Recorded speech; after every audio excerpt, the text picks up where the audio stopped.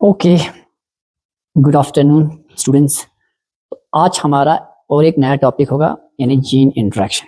तो आज का लेक्चर होगा gene interaction.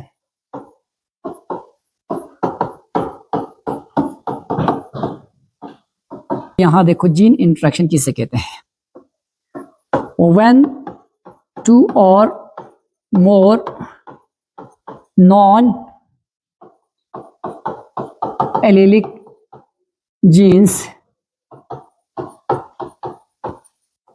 influences the outcome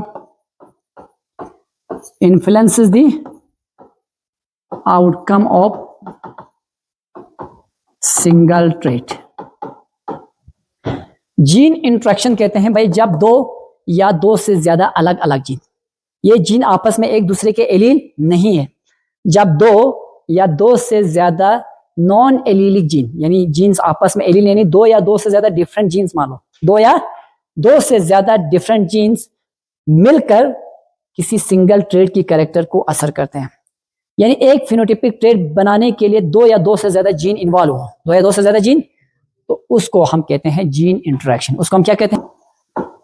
gene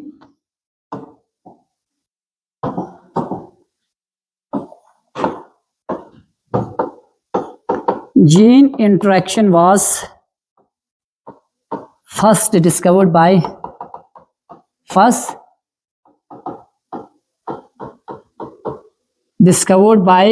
किसने डिस्कवर किया था? विलियम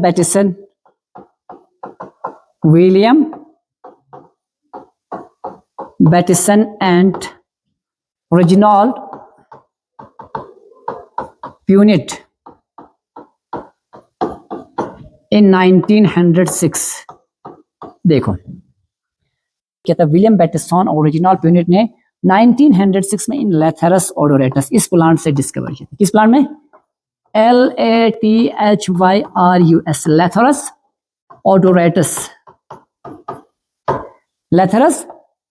ओडोरेटस। इसका कॉमन नेम है स्वीट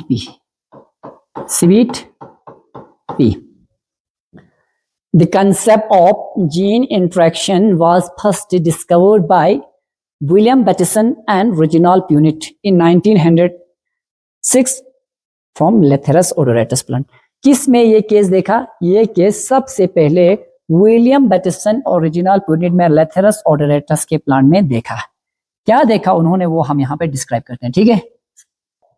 अब इधर देखो उन्होंने क्या देखा। When they crossed pure breeding,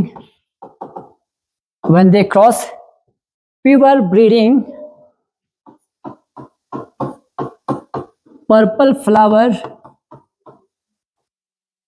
plant, यानी जब उन्होंने pure breeding purple flower Lathyrus plant purple flower Lathyrus plant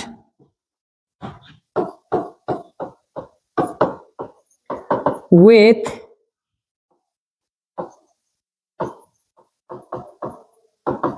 pure breeding white plant, pure breeding जब उन्होंने क्रॉस किया दो प्योर ब्रीडिंग पर्पल फ्लावर वाले प्लांट्स को pure breeding white flower plant वाले लैथेरस प्लांट के साथ, F1 जनरेशन में उनको क्या मिला? F1 जनरेशन में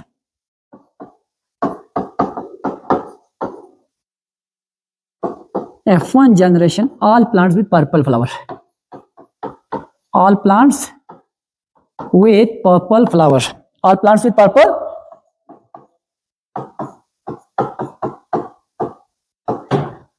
जब उन्होंने दो प्योर ब्रीडिंग पर्पल फ्लावर वाले प्लांट्स को pure breeding white flower plants के साथ ब्रीडिंग किया, तो उनको F1 जनरेशन में क्या मिला? सब के सब पर्पल फ्लावर मिले, सब के सब। अब उसके बाद यहां तक समझ आया। अब उसके बाद selfing of F1 generation gives rise to offsprings in a ratio of ratio of 3:1, 3:, यानी जब इन F1 जनरेशन को आपस में सेल अप क्रॉस किया, जब इन F1 जनरेशन को आपस में सेल अप क्रॉस किया तो इनको F2 जनरेशन में फिनोटिपिकली 3 मिला पर्पल फ्लावर वाले, 1 मिला व्हाइट फ्लावर वाले, कोई यानी बराबर बिल्कुल मेंडल्स की इनहेरिटेंस को फॉलो कर रहे हैं, और जीनोटिपिक रेशियो मिला 1:2:1। अब पहले हम ये करते हैं, ठीक है, यहां तक हम चीजों को समझते हैं जो हमने यहां लिखा। तो मैंने कहा जीन इंटरेक्शन में एक कैरेक्टर को, एक फिनोटिपिक ट्रेड को जब एक से ज्यादा अलग अलग जीन्स कंट्रोल कर रहे हैं, जब एक से ज्यादा जीन जो है मिलकर इंटरेक्ट करके उस फिनोटिपिक इफेक्ट ला रहे हैं, तो उसे हम कहते हैं जीन इंटरेक्शन। इसको सबसे पहले 2 साइंटिस्ट ने देखा जिनका नाम था विलियम बैटिसन और ओरिजिनल प्यूनिट। किस में देखा था? इन्होंने स्वीट पी प्लांट लेथेरस ओडोरेटस में। लेथेरस हमने जब इन्होंने क्रॉस किया प्योर ब्रीडिंग पर्पल और पर्पल फ्लावर को, तो उनको हमेशा F1 में क्या मिला? व्हाइट प्लांट्स मिले। F1 में उनको हमेशा क्या मिला? व्हाइट। जब उन्हीं F1 जनरेशन को सेल्फिंग किया, सेल्फ पोलिनेट किया, तो इनको F2 में रेशियो जो है क्या आया? Selfing of F1 generation give rise to offsprings in the ratio 3:1। तो F2 जनरेशन में उनको क्या आया? 3:1, यानी 3 येलो 3 पर्पल 1 व्हाइट, 1 व्हाइट। लेकिन जब उन्होंने व्हाइट की 2 अलग अलग वैरायटीज को लिया तब उनको अलग रिजल्ट आया। इधर देखो,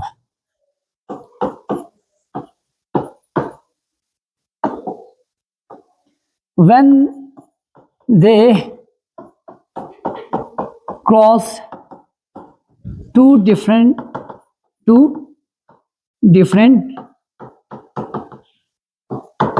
varieties of white flower, when they cross 2 different varieties of white flower, they got yellow purple flower in the F1 generation.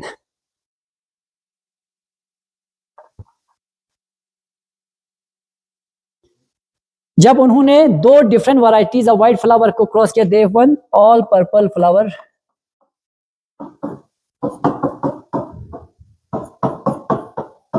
plant in F1 generation. In F1,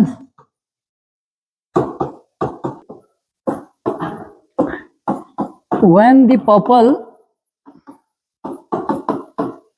flowers of F1 generation, when the purple flower of F1 generation are self-it या self pollinated, when the purple flower of F1 generation or self या कहो आप self pollinated, self, they got a ratio of 9:7. 9:9, that is 9 purple 7 yellow. पता है ये result अभी तक तो हमें नहीं निकला था ना, है कि नहीं? जब उन्होंने इसी F1 जनरेशन के प्लांट्स को सेल्फिंग किया तो उनको रेशियो, आज तक मेंडेलियन जेनेटिक्स में रेशियो निकलता था 9:3:1, लेकिन यहां पे इनको रेशियो निकला 9:7, 9:7, 9:7, यानी 9 पर्पल और 7 येलो। अब ये अनएक्सपेक्टेड रिजल्ट जो है उनको इन्होंने कैसे एक्सप्लेन किया? ये एक अनएक्सपेक्टेड रिजल्ट था। ये क्या था? एक अनएक्सपेक्टेड, एक सरप्राइजिंग रिजल्ट है, ठीक है।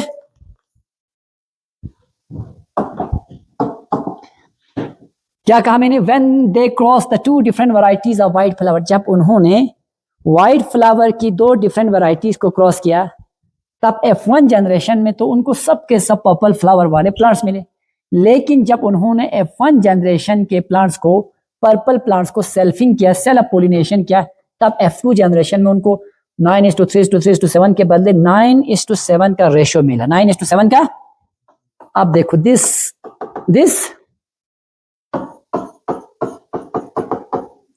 surprised ratio is explained by Bateson and Punnett.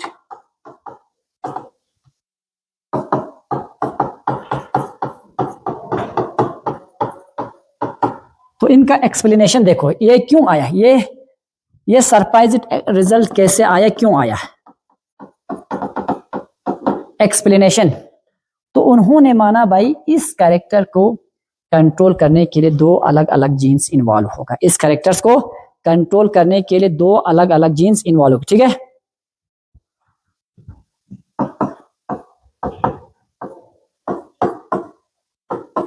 The purple colour phenotype is controlled by two. The purple color phenotype is controlled by two non-allelic genes. तो इन्होंने कहा भाई इस पर्पल कलर को कंट्रोल करने के लिए दो अलग अलग नॉन एलिलिक जीन्स होंगे। क्या होगा? इस पर्पल कलर को कंट्रोल करने के लिए दो नॉन एलिलिक जीन्स होंगे, दो नॉन एलिलिक जीन्स होगा। इन दोनों का प्रोडक्ट जो है वो मिलकर क्या बनाते होंगे? पर्पल फ्लावर का कलर लाते होंगे, ठीक है। Both the product of two gene is responsible for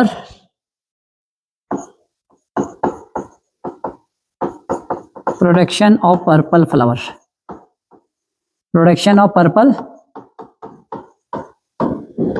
तो देखो एक ऐसा सरप्राइजिंग रिजल्ट जो अभी तक हमने नहीं देखे थे, यानी इनमें सबसे पहले जब उन्होंने बिल्कुल pure breeding yellow, pure breeding white को जब क्रॉस किया तो उनको बिल्कुल मेंडेलियन इनहेरिटेंस की तरह अब उनको फेनोटाइपिक रेशियो मिला, F1 में सारे का सारा येलो, F2 में रेशियो मिला 3:1। लेकिन जब उन्होंने यही एक्सपेरिमेंट के लिए दो अलग अलग वैरायटीज के व्हाइट फ्लावर को चूज किया तो उस वक्त उनको अलग सा रिजल्ट नजर आया, उनको अलग रिजल्ट। F1 में सारे का सारा पर्पल, लेकिन F2 में 9 पर्पल 7 येलो, वो हम बाद में एक्सपेरिमेंटली भी दिखाएंगे, ठीक है। अब उसका एक्सप्लेनेशन क्या है ये देखो। तो इसको इन्होंने इस 9:2 रेशियो को हम कंप्लीमेंट्री टेस्ट भी कहते हैं। क्या कहते हैं इनको?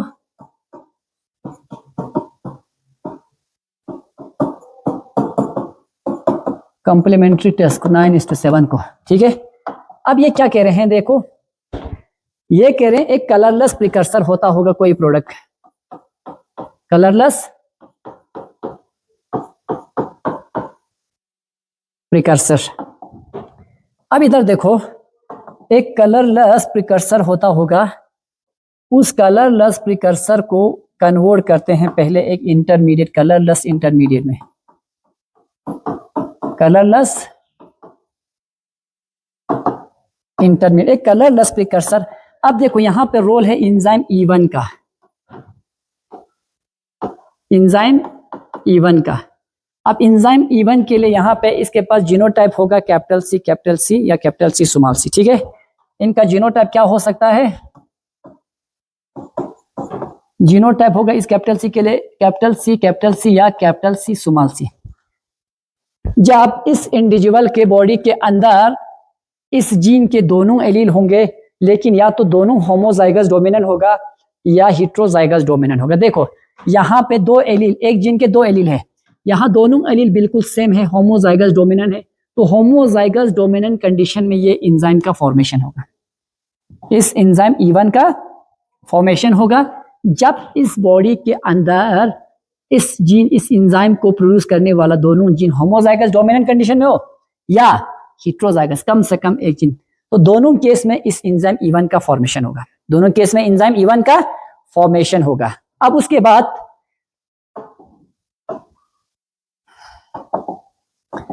इस कलरलेस इंटरमीडिएट को एक पर्पल कलर में चेंज करने के लिए, पर्पल कलर यानी एंथोसाइनिन, इस पर्पल कलर एंथोसाइनिन बनाने के लिए अब यहां पे और एक जीन का प्रोडक्ट चाहिए। तो इसका जीनोटाइप होगा या तो कैपिटल P या कैपिटल P स्मॉल p। अब इन दोनों कंडीशन में यहां पे एंजाइम E2 का फॉर्मेशन होगा, एंजाइम E2 का फॉर्मेशन होगा, ठीक है। देखो इसको अच्छे से समझने की कोशिश करो, यानी बॉडी के अंदर ये कलरलेस प्रिकर्सर है, मिसाल के तौर पर उस इंडिविजुअल के बॉडी के अंदर एक कुछ ना कुछ प्रिकर्सर है, बस इस प्रिकर्सर को, इस प्रोडक्ट को एक इंटरमीडिएट प्रोडक्ट बनाने के लिए एक एंजाइम चाहिए, एक एंजाइम। लेकिन ये एंजाइम कौन बनाएगा? इस एंजाइम को कोड करेगा ये जीन। इस एंजाइम को कोड कौन करेगा? ये जीन, सीसी या सीसी वाला, ठीक है। Capital C capital C capital C small c. अगर उसके जीनोटाइप पे दोनों अलील होमोजाइगस डोमिनेंट हो इस जीन के, या कम से कम दो में से एक डोमिनेंट, तब जाके वो कोड करेगा, इस एंजाइम E1 का फॉर्मेशन होगा। तब जाके इस एंजाइम E1 का, in the genotype of an individual, if the gene codes for the specific enzyme E1 is a homozygous dominant or heterozygous dominant, in both the condition there occur the formation of enzyme E1. If both the genes are in a recessive condition, अगर दोनों CC होगा तब उस condition में क्या enzyme E1 का formation होता? क्या एंजाइम E1 का फॉर्मेशन होता? नहीं होता। पहला केस पास। यहां पे मैं दूसरा केस एक बताऊंगा, देखो।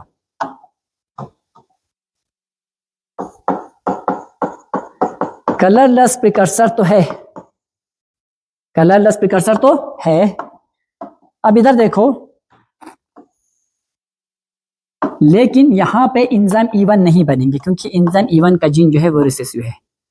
यहां पे एंजाइम E1 नहीं बनेंगे। अगर एंजाइम E1 का फॉर्मेशन नहीं हुआ, एंजाइम E1 का क्यों नहीं हुआ? एंजाइम E1 की फॉर्मेशन के लिए कैपिटल सी भी चाहिए, लेकिन ये यहां पे CC। तो अगर यहां पे CC है, सी है, तो इस कंडीशन में क्या CC जो है वो इस एंजाइम को बनाएगा? नहीं बनाएंगे।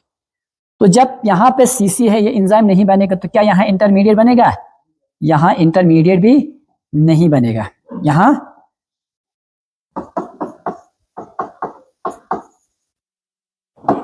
नो इंटरमीडिएट प्रोडक्ट, कोई भी इंटरमीडिएट प्रोडक्ट नहीं बनेंगे। तो जब कोई इंटरमीडिएट प्रोडक्ट नहीं बनेगा, तो यहाँ पे एंजाइम E2 तो प्रेजेंट है, लेकिन यहाँ जब इंटरमीडिएट ही नहीं बना, तो यहाँ पे ये पर्पल फ्लावर कलर आएगा? नहीं आएगा। No purple flower, no purple. Condition third देखो, ये तो केस सेकंड मैंने कहा। कंडीशन थर्ड, कंडीशन थर्ड, अगर कंडीशन थर्ड में कलरलेस प्रिकर्सर यहां तो बना, देखो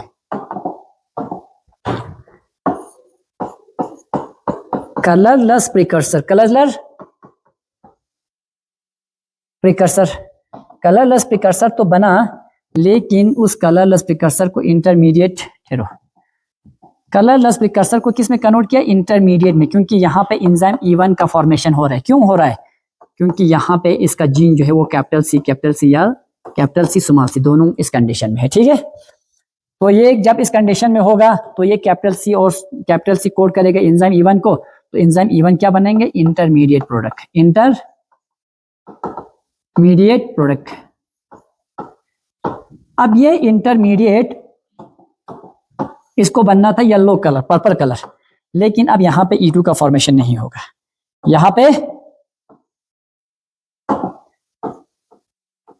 यहां पे E2 का फॉर्मेशन नहीं होगा। क्या नहीं होगा?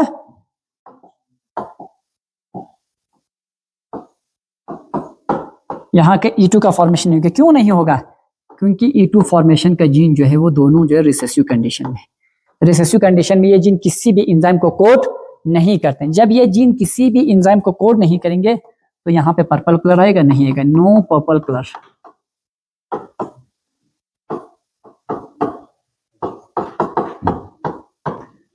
तो इस कंडीशन में भी पर्पल कलर फ्लावर नहीं बनेंगे। तीन केस, पहला केस में एंजाइम फर्स्ट तो बन रहा है, एंजाइम सेकंड भी बन रहा है, तब जाके फ्लावर पहले एक इंटरमीडिएट कलर में चेंज होगा, फिर वो इंटरमीडिएट जो पर्पल में चेंज होगा, दूसरे जीन का प्रोडक्ट आएगा, ठीक। अब यहाँ पे पहले ने प्रोडक्ट ही नहीं बना, तो दूसरे ने बना के क्या करेंगे भाई? दूसरा प्रोडक्ट बना के कोई फायदा नहीं है। क्यों नहीं है? क्योंकि ये इसको कन्वर्ट करते, डायरेक्ट इसको इसमें कन्वर्ट करने की क्षमता इस एंजाइम में नहीं है। जीन का प्रोडक्ट चाहिए, दो अलग अलग जीन का पर्पल कलर बनाने के लिए दो अलग अलग जीन का प्रोडक्ट चाहिए। एक जीन का प्रोडक्ट होगा, पहले एक इंटरमीडिएट कलर बनेगा, फिर दूसरे जीन का प्रोडक्ट उस इंटरमीडिएट को कन्वर्ट करेगा पर्पल कलर में। तो जब यहाँ पे पहले जीन का प्रोडक्ट ही नहीं है, इंटरमीडिएट नहीं बनेगा। जब इंटरमीडिएट नहीं बनेगा, दूसरे जीन का प्रोडक्ट हो के भी पर्पल कलर फ्लावर नहीं बना सकते। तीसरा कंडीशन उन्होंने एक्सप्लेन किया, भाई एक कलरलेस प्रिकर्सर है, पहला जीन का प्रोडक्ट बन रहा है, लेकिन दूसरा जीन का प्रोडक्ट भी कलर फॉर्मेशन नहीं होगा। अब हम उसको डायग्रामेटिकली समझाएंगे, ठीक है। अब देखो यहाँ पे ठहरो, अभी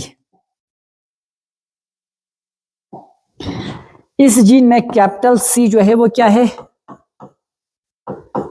पर्पल कलर प्रोड्यूसिंग एलील, ये डोमिनेंट है, ठीक है। अब वहां पे पर्पल कलर के लिए कौन सा जी, कैपिटल पी, कैपिटल, तो ये भी क्या बनेंगे, कलर, ये भी डोमिनेंट है। अब कम से कम एक पी और एक सी कैपिटल होगा तब जाके पर्पल कलर बनेंगे। जब एक पी और एक सी कैप यानी डोमिनेंट नहीं होंगे तब उस कंडीशन में पर्पल कलर का फॉर्मेशन नहीं होगा, तब उस कंडीशन में पर्पल कलर का फॉर्मेशन नहीं होगा। अब इधर देखो,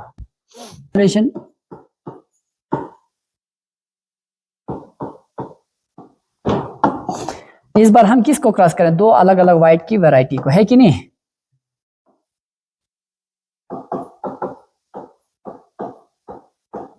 व्हाइट फ्लावर, उसको क्रॉस कर रहे हैं हम किसके साथ, दूसरे व्हाइट फ्लावर के साथ, दूसरे व्हाइट फ्लावर के साथ, ठीक है। अब इस व्हाइट कलर फ्लावर को हम रिप्रेजेंट करेंगे capital C small P small P, capital C small P, इसको हम रिप्रेजेंट करेंगे स्मॉल सी कैपिटल पी, स्मॉल सी कैपिटल पी।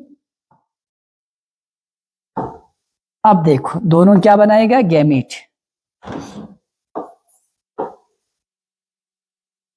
गैमीट्स कितने टाइप के गैमीट बन सकते हैं, देखो इधर कैपिटल सी स्मॉल पी है क्या, जो है वो सेम होगा, ठीक है। यहां सारे का सारा गैमीट बनेंगे क्या, सी पी, ये भी 4 टाइम बनेगा, कोई शक।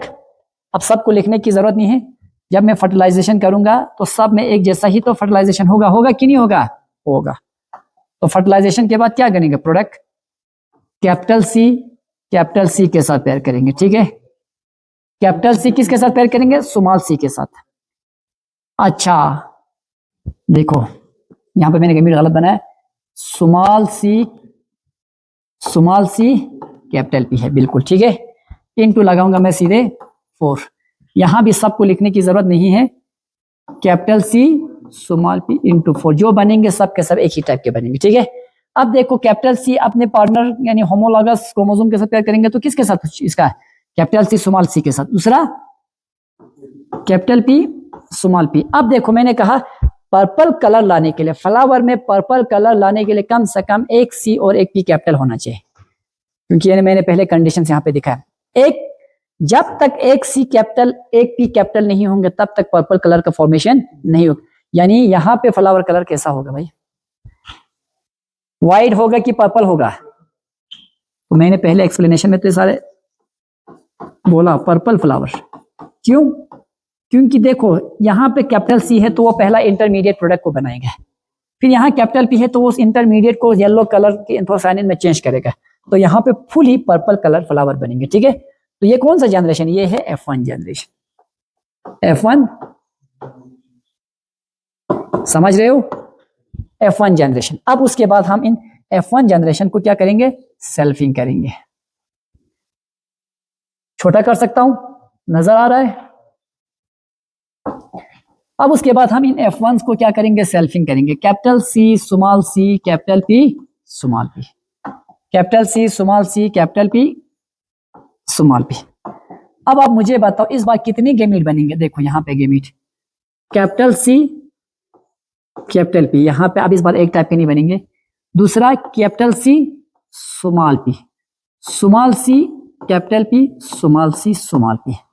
इस बार जो गैमीट बनेंगे 4 डिफरेंट टाइप्स के गैमीट बनेंगे, इस टाइप गैमीट्स कितने, 4 डिफरेंट टाइप्स के। तो यहां पे भी capital C capital C small सी कैपिटल पी स्मॉल पी, इस टाइप 4 डिफरेंट टाइप्स के गैमीट बनेंगे, ठीक है। अब इधर देखो इनकी फर्टिलाइजेशन को हम प्यूनिट चार्ट से देखेंगे, इनकी फर्टिलाइजेशन,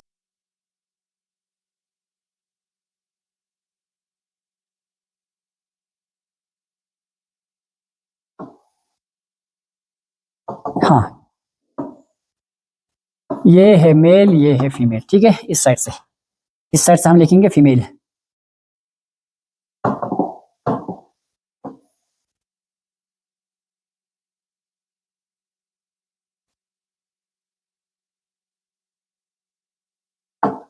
अब इधर देखो, हाँ यहाँ पे कौन सा मीनिंग हम मेल का, capital C capital P, capital C small P, small सी capital P, small c small p. यहां भी लिखो कैपिटल सी कैपिटल पी, ये दूसरे कलर से हम शो करते हैं, ठीक है। Capital C capital P, capital C small P, small सी capital P, small c small P. अब करो फर्टिलाइजेशन आपस में। यहाँ क्या आएगा, capital C capital C capital P capital P. बताओ मुझे फ्लावर का कलर कैसा होगा, पर्पल। यहां पे भी देखो capital C capital P small p, कम से कम एक पी कैपिटल है तो पर्पल। कैपिटल सी स्मॉल सी कैपिटल पी, क्या होगा ये भी होगा पर्पल। कैपिटल सी स्मॉल सी कैपिटल पी स्मॉल पी, कम से कम एक सी एक पी कैपिटल है तो फ्लावर का कलर कैसा होगा, पर्पल। क्या होगा, पर्पल। यहां पे देखो capital C capital P small P, इस बार फ्लावर का कलर ये भी purple. Capital C small P. अब मुझे बताओ यहाँ पे पर्पल होगा कि क्या होगा, इंटरमीडिएट हो ही नहीं सकते, व्हाइट है वो सीधा, क्योंकि इंटर जब एंजाइम ही नहीं बना तो वो कलर, फ्लावर कलर कैसा रहेगा, सीधा व्हाइट ही रहेगा। जब उस व्हाइट कलर तो ऑलरेडी थे, वो तो डिफॉल्ट कलर थे, अब उसको एंथोसाइनिन येलो कलर में चेंज करने वाला एंजाइम ही नहीं बन रहे हैं तो फ्लावर का कलर चेंज, तो ये रहेगा व्हाइट। कैपिटल सी स्मॉल सी कैपिटल पी स्मॉल पी, ये रहेगा yellow, purple. Capital C small P, ये रहेगा व्हाइट। तो 3 आया कि नहीं आया। अब इधर देखो कैपिटल सी स्मॉल सी capital P purple, right. Capital C small सी कैपिटल पी स्मॉल पी, कम से कम एक सी और एक पी कैपिटल है तो स्मॉल सी कैपिटल पी। तो मुझे बताओ फ्लावर का कलर कैसा होगा, व्हाइट। स्मॉल सी कैपिटल पी, तो फ्लावर का कलर कैसा होगा, ये भी होगा व्हाइट, ये भी होगा व्हाइट। अब यहां जो last capital C capital P small p, flower का colour purple. Capital C capital P small p, तो फ्लावर का कलर व्हाइट। स्मॉल सी capital P small p, flower का कलर स्मॉल पी व्हाइट। अब हम जान लेते हैं फिनोटाइपिक रेशियो, ठीक है। ये सारे का सारा जो बॉक्स में है वो कौन सा जनरेशन है, वो है F2 जनरेशन। ये सब के सब है F2 जनरेशन का। अब इनका फिनोटाइपिक रेशियो देखो,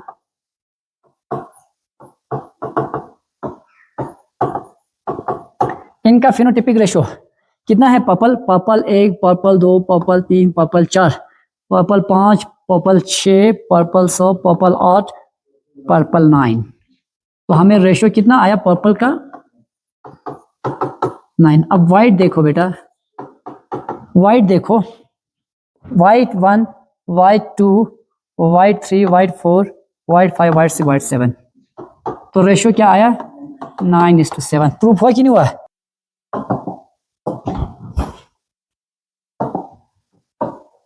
नाइन इज टू 7। अब जीनोटाइपिक रेशियो हम देखते हैं, ठीक है। अब इस 9:7 के रेशियो को हम कहते हैं कंप्लीमेंट्री रेशियो। क्या कहते हैं,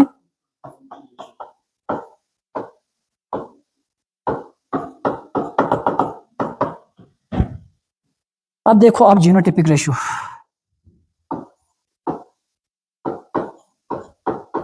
genotypic,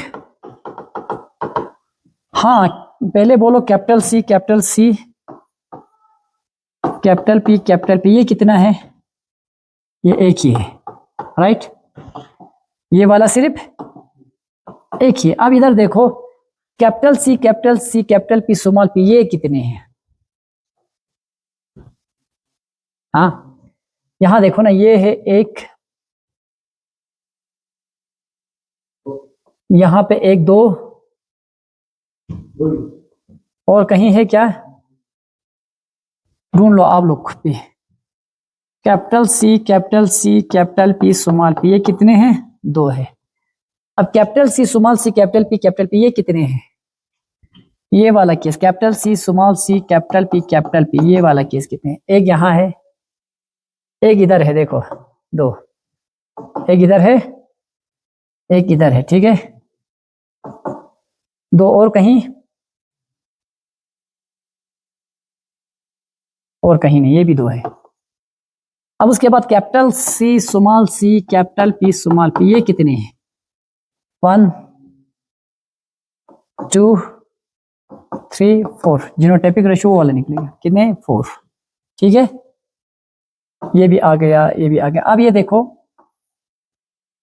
capital C small P ये कितने हैं? एक, क्या है ये?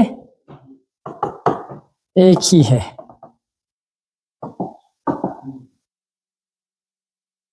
अब उसके बाद ये देखो कैपिटल सी स्मॉल पी ये वाला कंडीशन।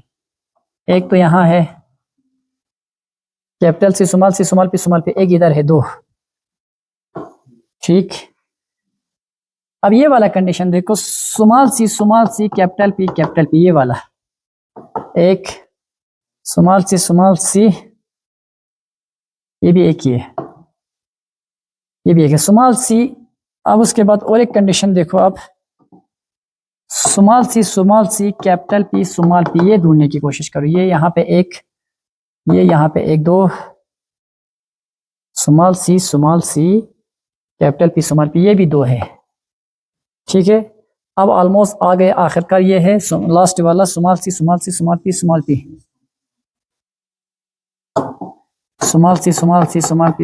एक। तो जीनोटिपिक रेशियो क्या आ रहे हैं? जीनोटिपिक रेशियो आ रहा है 1:2:4:1:2:1:1, ठीक है। तो 1 4 टाइम्स है, 2 4 टाइम्स है। तो जीनोटिपिक रेशियो जो है वो मेंडल्स की डाइहाइब्रिड क्रॉस का एग्जैक्ट रेशियो आ रहा है, ठीक है। वो मेंडल्स की डाइहाइब्रिड क्रॉस का एग्जैक्ट रेशियो आ रहा है, लेकिन फिनोटिपिक रेशियो जो है वो 9:7 आ रहा है। अब जहां फिनोटिपिक रेशियो 9:7 है वो क्या है? कॉम्प्लीमेंट्री जीन है वो। अब यहां पे मैं एक नोट लिखूंगा, नोट, यहां पे मैं क्या लिखूंगा? नोट,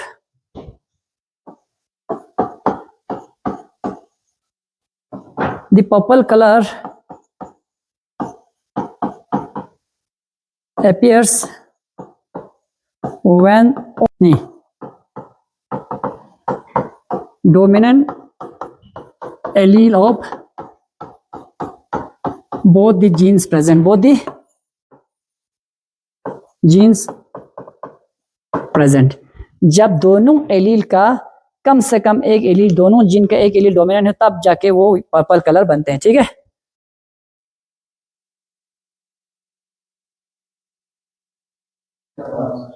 अब कंडीशन नटशेल, हाँ लास्ट है, देखो इधर, जब CCPP होगा तो क्या बनेंगे? पर्पल फ्लावर फॉर्मेशन होगा, पर्पल फ्लावर, है कि नहीं। अब जब कैपिटल सी कैपिटल पी, इस केस में भी पर्पल फ्लावर। जब स्मॉल पी होगा तब उस केस में क्या बनेंगे?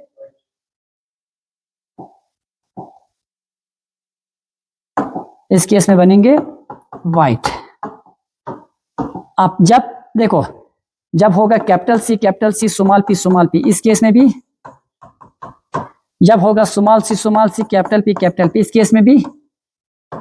तो ये सारे कंडीशंस को आपको याद रखना है, यानी जब आप इस तरह की जीन इंटरेक्शन वाली केस को सॉल्व कर रहे हो, ठीक है।